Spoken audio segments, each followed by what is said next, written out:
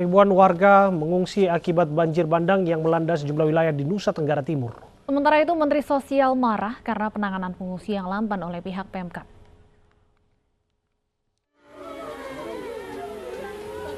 Banjir bandang yang melanda Flores Timur menyisakan duka. Puluhan orang meninggal dunia akibat terjangan banjir bandang yang datang secara tiba-tiba. Rumah warga pun rusak akibat diterjang puing-puing bangunan dan batang pohon yang hanyut terbawa banjir bandang. Warga yang rumahnya rusak terpaksa mengungsi ke sejumlah tempat pengungsian. Di Kabupaten Malaka, warga sempat terjebak di rumahnya akibat tidak bisa menyelamatkan diri saat banjir bandang datang. Setelah 2 hari, tim gabungan TNI Polri mulai menyisir permukiman warga dan mengevakuasi warga ke pengungsian dengan traktor. Banjir bandang yang terjadi pada Minggu malam lalu merupakan banjir terbesar yang pernah terjadi di Kabupaten Malaka. Satu-satu. Itu bisa, betul. Sekarang makanannya, kita udah ada dapur umum enggak? Itu berapa orang? Sehingga kita harus berapa? Itu ada di sekolah itu 1 titik aja. Atau ada beberapa titik? 5 orang teridentifikasi terakhir. Sementara itu, Menteri Sosial Tri Risma hari ini tidak dapat meredam amarah ketika mengetahui Pemkab lamban menangani korban banjir di Pulau Adonara, Nusa Tenggara Timur. Saat itu Risma datang memantau logistik makanan serta dapur umum yang disediakan di kantor Camat Adonara Timur. Risma pun memerintahkan tim Tagana untuk membangun 8 posko pengungsian terpusat dan dapur umum sehingga bisa melayani para pengungsi. Risma juga melintas di jembatan darurat yang dibuat warga. Hingga saat ini banyak pengungsi yang belum dipusatkan di titik-titik pengungsian. Hal ini tentu saja menyulitkan pendataan dan distribusi logistik. Tim Liputan iNews melaporkan. Seorang pria pamerkan senjata api di Sukabumi, Jawa Barat saat terlibat cekcok dengan seorang warga. Pria tersebut mengaku aparat yang menangkap kurir narkoba.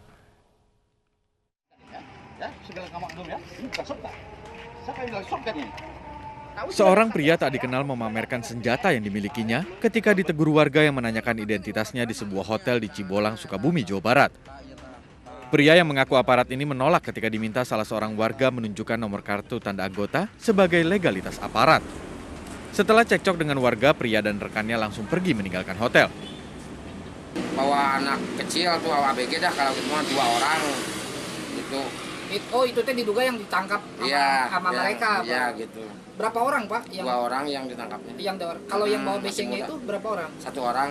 Satu Cuman orang. yang itu yang rambutnya itu. Oh, yang bawa becengnya 1 orang. Tapi bawa temannya nggak, Pak? Bawa temannya yang satu lagi itu yang pakai baju kuning. Terus datang satu lagi rekannya, gitu. Oh, dia ngakunya anggota apa ya? Iya. Anggota mana, Pak? Anggota Cakung. Anggota Cakung. Dari Polsek sama BNN? Dari BNN. Oh, ngakunya dari BNN. Oh, berarti waktu di sini itu ngeproses anak yang diduga narkoba. Video ini viral di media sosial dan mendapat respon beragam dari warganet. Namun hingga kini belum diketahui identitas pria yang mengeluarkan senjata api ketika cekcok dengan warga. Dari Sukabumi, Jawa Barat, Indra Firdaus, iNews melaporkan. Aksi pemilik senjata kerap menjadi viral di media sosial. Tidak hanya koboi jalanan, teroris penyerang Mabes Polri juga memiliki senjata api berkat membeli secara online.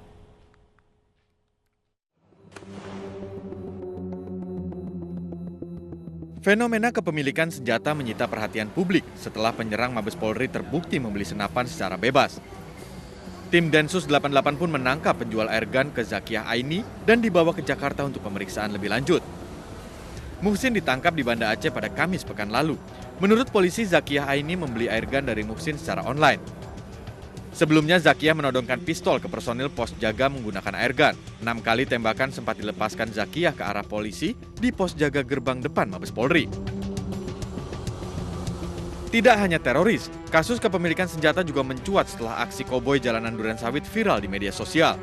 Setelah pelaku ditangkap dan korban melapor, kepolisian terus mengusut kasus koboi jalanan hingga menggeledah kediamannya. Hasilnya polisi menemukan senjata lainnya di dalam mobil koboi jalanan Durensawit tersebut. Tim Liputan iNews melaporkan.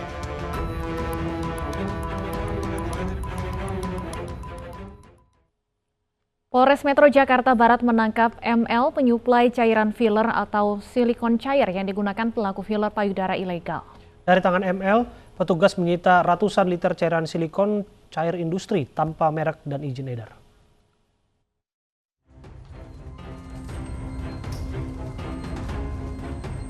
Polisi berhasil meringkus ML, penyuplai filler atau silikon cair di rumahnya di Batam, Kepulauan Riau.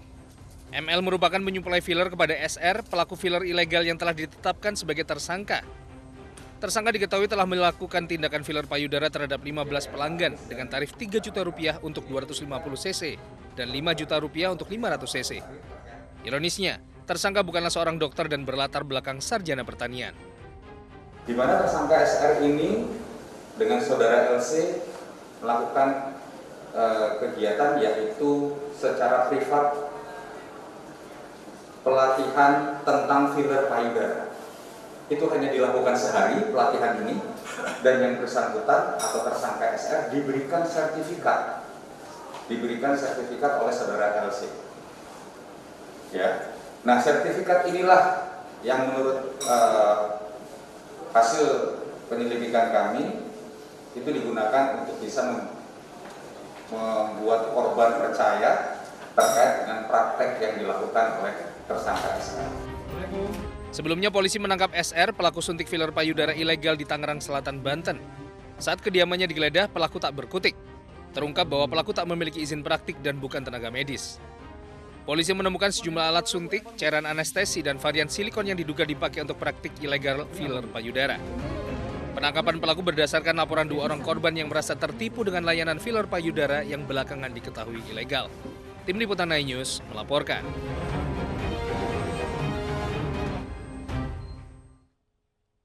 Nota keberatan atau eksepsi Rizik Syihab dalam perkara hasil tes swab di Rumah Sakit Umi Bogor ditolak.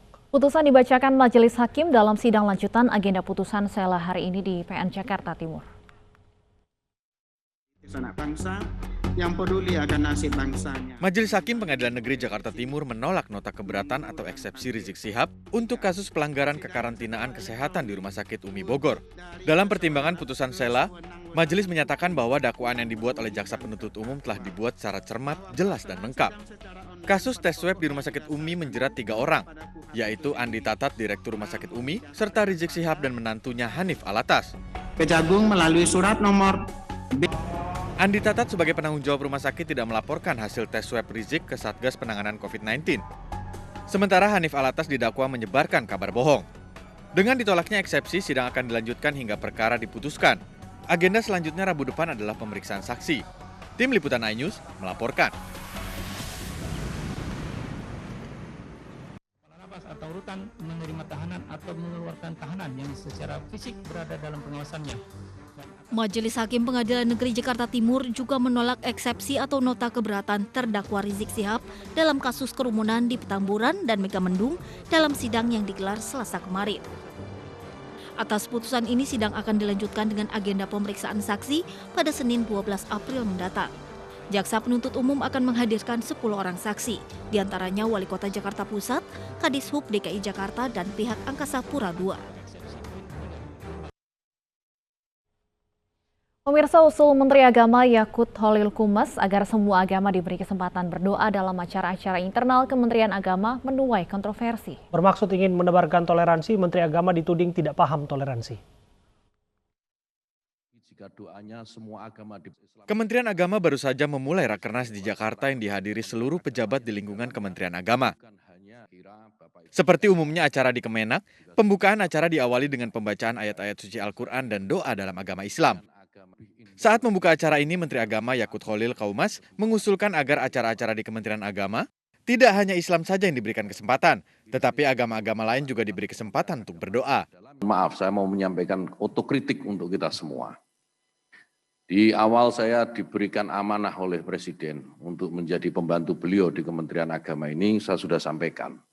Dan saya kira Bapak Ibu sekalian juga sudah mencatat dan menyimak ini dengan baik, bahwa saya ingin menjadikan Kementerian Agama ini menjadi kementerian yang melayani semua agama, bukan hanya Kementerian Agama Islam. Namun usul Menteri Agama ini mendapat kritikan dari Wakil Ketua Umum MUI Anwar Abbas. Menurutnya Menteri Agama semestinya melihat pembicara dan mayoritas peserta yang hadir dalam acara Kemenak. Menurut Abbas, jika pembicara yang hadir lebih banyak agama Islam, silahkan berdoa menurut agama Islam. Dan yang non-Islam silahkan berdoa menurut agama dan kepercayaan masing-masing. Belakangan Menteri Agama Yakut Khalil Qomas mengklarifikasi pernyataannya, bahwa usulannya doa untuk semua agama hanya untuk acara-acara di internal Kementerian Agama, bukan untuk acara di luar Kemenak. Tim Liputan iNews melaporkan. Pro kontra pembacaan doa semua agama akan kami bahas bersama dengan aktivis muda NU Muhammad Guntur Romli dan juga penceramah Haikal Hasan. Assalamualaikum, selamat sore Bapak-Bapak.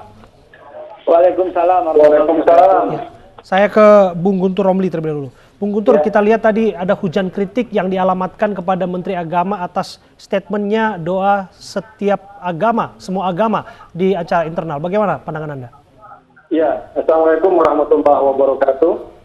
Kalau kita menyimak pernyataan dari Menteri Agama, Bapak Yakut Khalil Qomas, sebenarnya jelas bahwa itu disampaikan dalam internal Kementerian Agama sebagai acara Mukernas yang dihadiri oleh pejabat semua agama yang hadir di situ. Maka menurut hemat saya, permintaan beliau atau ide beliau merupakan permintaan yang masuk akal, karena Kementerian Agama itu memang benar, dia tidak hanya melayani penganut agama Islam saja, tetapi juga agama yang lain. Ada Katolik, ada Kristen, ada Hindu, dan acara Buddha. Dan itu juga di acara Mukernas, bukan acara spesifik satu agama. Jadi sebagai representasi manifestasi dari Bhinneka Tunggal Ika, usulan dan ide tersebut patut didukung. Dan ini juga salah satu cara untuk mengenakkan perbedaan agama. Dan itu menjadi salah satu dari tugas yang diembankan oleh Presiden Joko Widodo kepada Menteri Agama saat ini. Dan kita juga bisa melihat bagaimana Kementerian Agama juga jangan hanya mana yang mayoritas, mana yang minoritas. Karena bagi saya, misalnya nanti di Kanwil Bali, yang di situ adalah mayoritas, tetapi selama di situ ada rapat yang juga menghadirkan kepentingan umat Islam di sana, maka juga diberi berdoa. Ada Hindu, ada Islam, kemudian ada Kristen. Tapi intinya ini adalah acara yang hukum di Mukernas Kementerian Agama, acara spesifik agama tertentu sebagai manifestasi dari Bhinneka Tunggal Ika, kemudian juga dari Al-Hujurat ayat. Tapi secara untuk ta'aruf di situ yang perlu kita dukung. Tapi pada prakteknya kan ritual doa kan ini sesuai dengan keyakinan dan agama masing-masing begitu. Dengan dasar logika toleransi ini dilakukan, bukankah nanti terkesan absurd dan keliru? Oh tidak. Karena membacakan doa itu kan adalah penganut yang bersangkutan, kemudian peserta yang hadir juga yang bersangkutan. Kalau saya hanya melihat soal teknis saja, bagaimana soal waktu, kalau itu semua misalnya 4-5 agama dikasih kesempatan doa, itu bagaimana mekanisme waktunya. Tapi untuk afirmasi terhadap kebenekaan agama kita, itu merupakan ide yang patut dukung dan ide yang sangat bagus untuk internal di Kementerian Agama. Sekarang kan salaf sudah mulai, Assalamualaikum, ada Shalom, ada Om Swastiastu, dan sebagainya, kan untuk afirmasi terhadap kebenekaan yang ada di negeri kita. Dengan catatan, ini adalah acara di Kementerian Agama dan juga yang melibatkan semua penganut atau pejabat keagamaan di lingkungan Kementerian Agama. Baik, selanjutnya kami ingin dengar tentunya pendapat dari Pak Haikal. Pak Haikal, kalau Anda sendiri melihatnya seperti apa usulan Menteri Agama untuk pembacaan doa semua agama? Baik, sebelumnya saya sampaikan dulu Bang Guntur dan teman-teman di iNews. Sebenarnya ada apa dengan Indonesia saat ini? Kan nggak ada apa-apa. Sebenarnya ada apa? Apakah yang mayoritas itu mentang-mentang? Kan selama ini nggak ada. Apakah yang minoritas tertindas? Kan juga kagak ada. Terus kenapa tiba-tiba usulan ini tiba-tiba menyeruak? Kenapa ini terjadi? Toh dulu zaman sebelum-sebelumnya, bahkan di zaman Presiden Pak Harto, kita cuma dengar satu ketika berkumpul, Assalamualaikum warahmatullahi wabarakatuh. Nggak ada lagi yang lain. Oh, di sana kan ada orang-orang yang non-Islam. Oke, kita juga pakai gunakan yang lain. Tapi dalam khusus doa, saya ingatkan sekali lagi ya, ini fatwa ditandatangani oleh Kiai Haji Ma'ruf Amin, ya, dalam Munas MUI ya di tahun 2005 itu fatwanya itu mengatakan bahwa haram hukumnya orang Islam mengikuti dan mengamini doa yang dipimpin atau diselenggarakan oleh yang non-Muslim. Nah, ini yang mesti kita pegang sama-sama. Kalau kita mengaku MUI adalah rumah besar umat Islam, kalau kita mengaku MUI sebagai payung dalam sisi fatwa, ya taati saja MUI. Mohon maaf saya potong Pak Haikal. Kalau visinya tadi bahwa MUI rumah besar umat Islam, namun Kementerian Agama adalah rumah besar semua umat beragama, bagaimana Anda melihatnya? Oh ya enggak, sekali lagi, saya tegaskan juga, kalau umpamanya di Kementerian Agama mau dilakukan seperti itu, bersifat internal dan baru usulan, ya silahkan saja. Siapa yang bisa mengubah itu keputusannya Pak Menteri Agama sendiri. Tapi kan acara-acara yang demikian, yang besar, yang melibatkan semua agama, ya tentunya pakai azas yang keadilan lah gitu loh. Yang namanya adil bukan sama rata loh, jangan lupa. Yang namanya adil itu silahkan kalau bikin acara di Manokwari, doa dengan bahasa Protestannya, sementara orang Islam mengikuti dalam hati dengan Al-Fatihahnya sendiri, silahkan. Kan kita udah normal seperti itu. Oke, spesifik berbicara soal internal, Pak Haikal. Kalau ini dilakukan dalam Rakernas Kemenak, yang mana beliau adalah otoritas tertinggi di sana dan ingin mengubah budaya yang ada di sana, apa yang salah dengan dasar logika Pak Menteri ini? Apa yang ingin dikritik dari acara internal periodik kementerian ini jika doa bersama itu dilakukan? Kita tidak bisa mengikut campur terlalu dalam. Kalau itu mau dilakukan oleh Gus Yakut, silahkan. Dan kalau ternyata teman-teman yang ada dalam ruangan itu bersedia mengamini, ya silahkan juga. Ini urusan keyakinan. Sebagaimana yang tadi Bang Guntur sampaikan. Silahkan saja. Cuman kalau ini menjadi wacana nasional dan akhirnya semuanya ikut, ini yang berbahaya. Karena itu saran saya selama ini ya kita udah kompak, kita udah nggak ada lagi perbedaan. Kita semua mengakui Bhinneka Tunggal Ika, pakai sistem azas keadilan. Kalau mau di Manado dengan cara Protestan ya silahkan, yang umat Islam akan ikut. Kalau di Aceh ternyata mayoritas beragama Islam mau menggunakan doa Al-Fatihah, ya nggak usah juga. Semua dikasih keadilan. Karena keadilan itu bukan sama rata, bukan sama rasa. Keadilan itu adalah sesuai dengan porsinya masing-masing. Sekali lagi, kalau umpamanya Gus Yakut mau itu di internal Kementerian Agama, dan semuanya orang-orang yang hadir di situ silahkan mau mengamini, dalam hal ini terus terang, mengabaikan dan melanggar atau melawan Kiai Haji Ma'ruf Amin yang ditandatangani poin Anda kita catat, MUI. Fatwa MUI, kita tanyakan kepada Bung Guntur. Bagaimanapun MUI adalah rumah besar umat Islam, payung ormas-ormas Islam di sana. Anda melihat apakah yang disampaikan ini akan berujung pada pelanggaran fatwa tersebut? Kalau kita melihat konteksnya ini kan berbeda. MUI itu adalah Majelis Ulama Indonesia, itu untuk kepentingan umat Islam. Sementara Kementerian Agama, Anda cek sendiri, di situ ada Dirjen Katolik, ada Dirjen Kristen, ada Hindu, ada Buddha. Itu representasi dari keragaman agama yang ada di Indonesia. Jadi ini Anda sudah berbicara yang perbedaan kok. Nah, ketika ada mukernas yang semua pejabat agama itu datang, maka sudah sewajarnya kalau mereka juga diberikan tempat. Ya. Dan juga kita pikirkan, nih saya sebagai orang Islam ya, saya juga memikirkan, kita itu jangan mentang-mentang daerah yang umat Islam, kemudian mentang-mentang kepada kelompok-kelompok minoritas Islam. Saudara-saudara kita juga orang-orang Islam yang ada di Bali, ada yang di Papua, ada yang di NTT. Mereka juga butuh afirmasi. Kalau memang di Manado misalnya mayoritas adalah orang Kristen, iya Kristen nggak masalah. Tapi kalau di situ ada orang Islam, apa juga tidak ditampilkan agama soal yang meskipun dari jumlah itu kecil. Ini soal masalah afirmasi kebinekaan kita. Tadi Pak Haikal bilang ada masalah Bhinneka Tunggal Ika. Ketika afirmasi itu juga harus dilaksanakan dalam bentuk pengakuan terhadap doa semua agama yang tidak layak diakui di Kementerian Agama kita.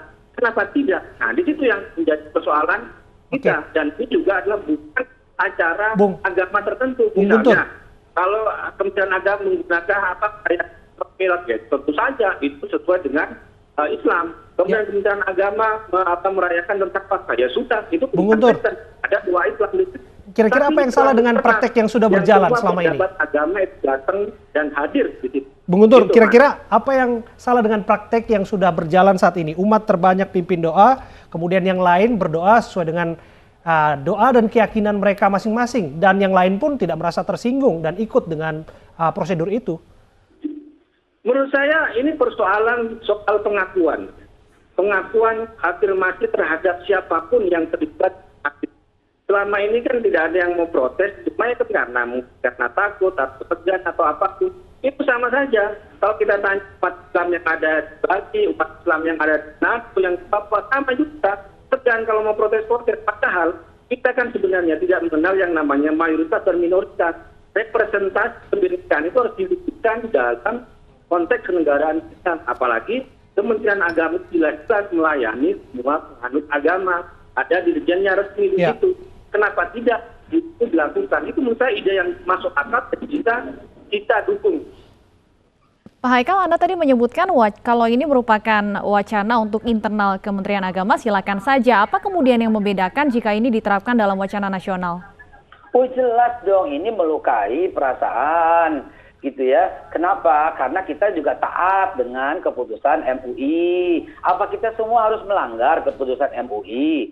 Ya setiap pemuka agama doa giliran itu bertentangan dengan hasil keputusan Munas MUI. Waktu itu ditandatangani oleh Pak Maruf Amin yang sekarang menjadi wakil presiden. Bahwa hukum Islam haram hukumnya mengikuti dan mengamini doa yang dipimpin oleh non-muslim. Artinya bagi umat muslim yang mengikuti acara internal Kementerian Agama seperti apa? Sebentar. Saya harus jawab pertanyaan Anda dulu ya. Nah, kalau ini menjadi wacana nasional, sesuai dengan keputusan MUI, apakah ketika orang lain berdoa kita harus keluar ruangan? Kan akhirnya menimbulkan suasana yang nggak bagus juga gitu loh. Ya, artinya selama ini udah berjalan dengan baik, ya nggak usah neko-neko, nggak usah macam-macam untuk nasional. Ya, kalau seandainya ini mau diterapkan di internal Kementerian Agama, karena menterinya Gus Yakut mau mengadakan demikian, dan sekali lagi saya katakan, setiap orang yang hadir dalam acara itu mengikuti keputusan Menak, nggak bisa berbuat apa-apa kecuali manut, kecuali yes bos, kecuali iya, nggak berani menyatakan perbedaan pendapat dengan dengan keputusan Munas MUI, ya silakan saja gitu, tidak usah diangkat menjadi wacana nasional. Perlu kita ketahui bahwa selama ini setelah berjalan dengan normal, bagus, tidak usah dineko-nekoin, dimacem-macemin dengan cara doa lintas agama. Kenapa? Karena hukum toleransi di Indonesia ini sudah sangat berjalan dengan baik. Di mana mayoritas memimpin doa, yang lain mengikuti sesuai dengan agama dan kepercayaan masing-masing. Salahnya tuh di mana gitu loh.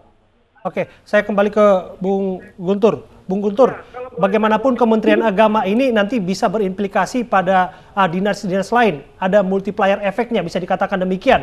Jika Kementerian Agama begitu, dinas lain juga begitu, dan akan semakin meluas. Bagaimana Anda melihat praktek ini jika diperluas? Yang dikutip oleh Bung Haikal itu bukan doa bersama, tapi itu ibadah bersama, itu yang haram.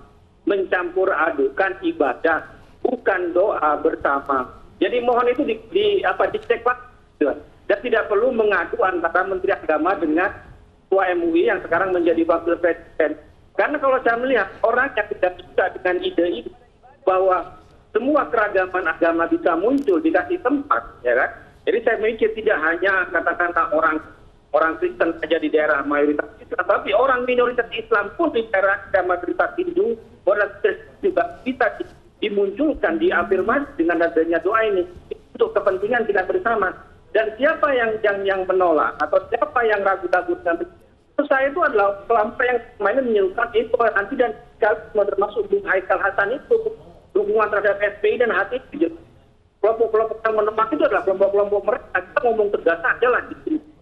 Itu kalau menurut saya gitu. Ya, Bung Haikal. Ya, Pak Haikal, tanggapan Anda? Berlebihan. Jangan terlalu berlebihan dan jangan terlalu melebar ya. Kita balikin aja bahwa doa itu bagian daripada ibadah. Ya, ini semua berlaku umum lah. Doa itu bagian daripada ibadah. Siapa yang bilang doa itu bukan bagian daripada ibadah? Ya, doa itu bagian daripada ibadah. Kalau umpamanya kita tidak boleh mengamini, ya udah tidak boleh. Gitu. Kalau kita tidak boleh mengikuti doa, ya itu sampaikan aja tidak boleh. Nggak usah melebar kemana-mana. Fokus aja ke situ, gitu. Fokus aja. Nggak usah keluar kemana-mana, Pak Anda Guntur. itu mau mengadu domba antara Menak dengan Kemola Amin dengan mengutip Siapa yang mengadu domba? Ini keputusan Munas. Ini keputusan Munas, nggak ada yang mengadu domba. Ibadah bersama, bukan doa bersama gitu. Doa itu bagian daripada ibadah. Yang mengamini agama yang sama, sama-sama. Apalagi sama-sama yang hadir di situ gitu. Doa itu bagian daripada ibadah dan tidak ada yang ngadu domba. Ini keputusan ditandatangani oleh Pak Ma'ruf Amin kok. Munas MUI ke-7 ya, tahun 2005 kok. Udah jelas kok, nggak ada yang ngadu domba. Justru Bang Guntur yang membentur-benturkan ini. Kan dari tadi saya ngomong biasa aja. Bahwa ini keputusan Munas Ya, MUI. kita fokus pada substansinya, Bapak. Kenapa harus lebar-lebar kemana-mana gitu loh. Mas Guntur yang mengadu domba. Gitu. Ini jelas. MUI Munas. Fatwa MUI nomor 3. Fatwa MUI nomor 3. Munas ke-7 tahun 2005. Yang tanda tangan harus disebut Pak Kiai Ma'ruf Amin biar jelas. Nggak ada yang mau mengadu domba gitu loh. Kan saya katakan kalau umpamanya sebentar. Saya katakan kalau umpamanya Pak Gus Yakut mau menyampaikan di internal ya silahkan. Nggak ada masalah Mas Guntur. Kalau nasional baru timbul masalah. Tiba-tiba sekarang Ya, kalau mau Gus Yakut mau menyampaikan di internal dan semua orang internal nggak keberatan silahkan. Yang kita bicarakan kalau ditarik nasional ini akan bertentangan, bukan ngadu domba. Kalau Gus Guntur, Mas Guntur Ramli yang mengatakan itu mengadu domba, gitu loh. Ini Munas jelas, gitu loh. Pak Menteri Agama. Oke, saya rasa ini sudah di luar substansi, ini sudah personal. Saya kira kita cukupkan diskusinya, Bapak-Bapak. Ya, kita cukupkan diskusinya, Pak Haikal Hasan. Terima kasih waktu Anda untuk bergabung bersama kami bersama dengan Bung Guntur Romli. Kiranya masyarakat ataupun siapa menyaksikan bisa menarik hal-hal positif dari apa yang diperbincangkan pada saat ini. Terima kasih, Bapak-Bapak, sudah hadir bersama kami. Sebagai bentuk kepedulian dan guna menstimulus roda ekonomi, masyarakat dan pelaku UMKM di kawasan Candi Borobudur menggelar aksi Bakti Bumi. Kegiatan tersebut meliputi pembersihan Sungai Sileng di kawasan Candi Borobudur.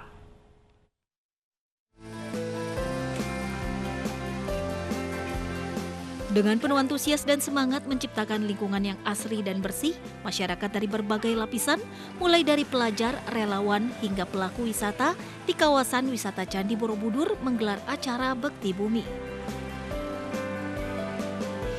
Bakti Bumi adalah pembersihan Sungai Sileng yang berada di kawasan Kompleks Candi Borobudur.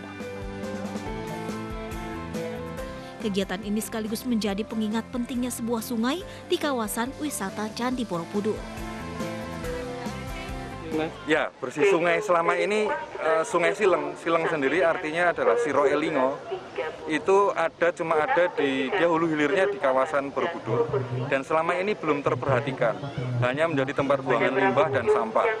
Padahal kehidupan kita di Borobudur, daya dukung kita itu sedikit banyak sangat terpengaruh oleh keberadaan Sungai Sileng ini. Kita sangat senang sekali ya, sangat bangga sekali dengan kita dapat Bakti Bumi ini, bersihan Sileng ya kali. Kita berharap dengan seperti ini lingkungan menjadi bersih dan wisatawan tentunya akan lebih nyaman lagi untuk berwisata di daerah Borobudur. Kegiatan Bakti Bumi ini diharapkan dapat menstimulus roda ekonomi dengan mendatangkan wisatawan lokal maupun mancanegara. Dari Magelang, Jawa Tengah, Puji Hartono, iNews melaporkan.